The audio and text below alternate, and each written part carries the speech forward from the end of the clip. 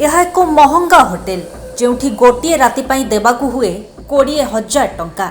जड़े महिला ही होटेल को जाइथिले गरम पानी पीवा पाई से निज रूम रे कोनोसी केटेल पाई नथिले। तेणु महिला जनक रिसेप्शनिस्ट को डाकिथिले एवं कहिथिले यह एक महंगा होटेल जेकोसी अतिथि गरम पानी आवश्यक करिपारंती। एपरि परिस्थिति रे साधारणतः अनुमान करा जाई पारे जे रिसेप्शनिस्ट गरम पानी व्यवस्था करिथिबे, किंतु ना, रिसेप्शनिस्ट महिला को उच्च स्वर रे जाई सिंक रु पानी पीवा को अपमानित करी कहिथिले।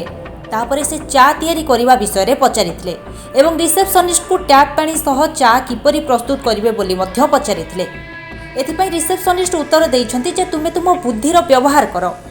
आपण भाबुथिबे जे रिसेप्शनिस्ट एपरि कोन पई करूछन्ति, किंतु वास्तव रे सेही रिसेप्शनिस्ट कोन करूछन्ति से भल भाबरे जानिथिले आउ एही काम करिवा पई तांकु सेठारे नियुक्ति दिया जाइछि। आउ आपण जानिले आश्चर्य हेबे एही महिला जनक मध्य सेही होटेल को अपमानित हेबा पई जाइथिले एवं तांको परि अनेक लोक एही उद्देश्य रे एही होटेल को आसीथांती। अर्थात साधारणतः उच्च कोटीर चर्चा पई बहु होटेल को प्रशंसा करा जाय जेउथिपई सेठारे अधिक टंका खर्च करा जाय, किंतु यह एपरि एक होटेल जेउठाकु लोक माने अधिक टंका देई अपमानित हेबाकू आसीथांती। डेली मेल प्रकाशित रिपोर्ट अनुसार प्रतिदिन 20,000 टंका खर्च करुथुबा एही होटेल रे मौलिक आवश्यकता मध्य मिले नाही।